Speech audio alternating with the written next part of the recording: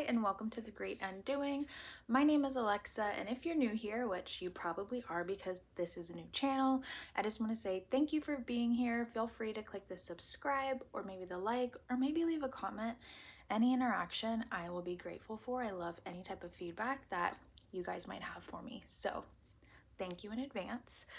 I wanted to come on here and talk a little bit about what The Great Undoing is, where it came from, and what it looked like for me and what it will likely look like for you. A lot of what I've learned over the years when it comes to self-development, discipline, building new habits, and really just like the main pillars that I have used and applied to my life come from the teachings of a man named Jim Rohn. And if you don't know who Jim Rohn is, I'm not surprised, but you likely know who Tony Robbins is. And Tony Robbins actually worked with Jim Rohn. Jim Rohn was an entrepreneur and a motivational speaker from like the 80s, and he would travel all around the world and do these seminars on self-development, leadership, wealth, entrepreneurship, all of the things. And in one of Jim Rohn's teachings, he talks about the day that turns your life around, which typically it's a day where you're just so disgusted with where you are. You're so frustrated and fed up that you decide to make changes that day. From that day forward, you're like, no more, like, I'm not doing this anymore. My life is going to change. I am going to change it. The period that comes after the day that turns your life around is what I have come to call the Great Undoing. Because subsequent to the day that turns your life around, that day marks a decision. You make the decision to change. And within that process, you have to undo a lot of things. You have to unlearn a lot of things. You have to undevelop a lot of the habits, the bad habits that you've developed over the years that got you to where you were today, the day that you decided enough is enough, no more. So for me, and I'll try not to go too in depth, but for me, I was at a point in life where I hated the job that I was working. I was making shit money. I was racking up credit card debt. I was taking out debt consolidation loans because I couldn't afford to pay all the credit cards. And then I would take out the debt consolidation loan, re-rack up the credit cards, and then I would basically have like double the debt. And I was caught in a vicious cycle. And I wasn't working out. I wasn't active. I was never like severely overweight or anything like that, thankfully. But moving your body and your physiological self is really just so important. And I was, drinking, I wasn't an alcoholic by any means, but like having a glass of wine or two a night was like pretty much a regular thing for me. And there was a period where I was very depressed, and depression was something that I had struggled with on and off throughout my entire life, pretty much from like middle school age up until the day that turned my life around for the most part. So really just bad picture all around. I was working on my bachelor's degree, but I still had a couple more years to go. And even with that, I had like no clear direction in life. I didn't know what I wanted to do. I didn't know what my future was going to look like. I didn't know who I wanted to become. I just felt like I was going wherever the wind would take me. And when I would look at people who had success or who had like this big beautiful life, I just kind of thought like, oh well, they got lucky, or oh, like one day things just changed for them. They, probably have really good jobs, and that was the day that they were able to start like having a better life for themselves. I was wrong. I think a lot of times we fall victim to the idea that the Calvary is going to come and save us. It's not. You are the Calvary. And the only difference between you today and you 10 years from now is your habits. So if you don't like what your day looks like today, just know that it's going to be the same 10 years from now unless you change it.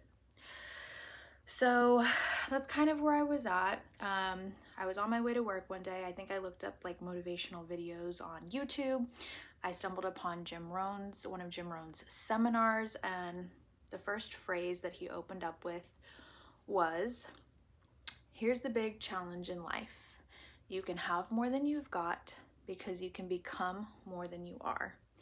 And unless you change how you are, you'll always have what you've always got." And for the first time, it was like, poof, like somebody flipped on a light switch. I was like, oh, like I can have more, but in order to have more, I have to become more. And so I was like, okay, I was like, what does that mean? And so I kept listening. And Rohn went into talking about how income typically doesn't exceed personal development. And he went on to talk about how two employees could work the exact same job, exact same place of work, exact same hours, and one employee will make $2,000 a month and one employee will make $1,000 a month. And the difference is the value that they bring to the marketplace. And he went on to talk about how the more value that you bring, the more money that you can make. Basically reiterating the phrase we've all heard that knowledge is power, and it is, but it's also so much more than that. And he goes on to say that the way to bring more value to the marketplace is through self-development, not just standard education with a bachelor's or an MBA or anything like that, but through self-development and improving your skill set and being a good reader and being a good student. So I took the next year or so to work on my self-development and building new habits. I started working out regularly. I was running a lot, and that made me feel really good. I just started out, I think was like 1.5 miles, like the first couple months, but it was more about building the consistency and building the habit. I continued to pursue my bachelor's degree. I started reading more. I started reading a lot of Jim Rohn's books, and I was listening to a lot of his seminars. I listened to a lot of Tony Robbins seminars, and I was just basically absorbing knowledge from everywhere that I could. And I knew that I wanted to make more money, but I had to figure out how I was going to do that and where I was going to go to do that. And I had had a little bit of experience in sales and leadership. So I was like, okay, I can go back to like a sales role, hopefully get a managerial position, and I can, make more money. But I knew I had to work on my skills. So I started studying sales. And I read a couple of different books. I was listening to a lot of sales trainings on YouTube. I know a lot of people hate Andy Elliott. If you don't know who he is, he's the guy who's like, if you don't have a six-pack, you're not gonna work for me. A lot of people think he's a dick. That's fine. But the fact of the matter is he's a hell of a fucking salesman. I started listening to a lot of his videos, a lot of his information. I even read his book. And eventually, when I started applying to these sales leadership roles, obviously I didn't get the first job I applied to, but eventually I did land a job in a managerial role in a sales capacity, and I was actually able to negotiate more than what the market rate was for the role, because I had the confidence in the interview and the skill set was established. It was very apparent that I knew what I was talking about. The hiring manager knew that I was capable of fulfilling the role and driving results.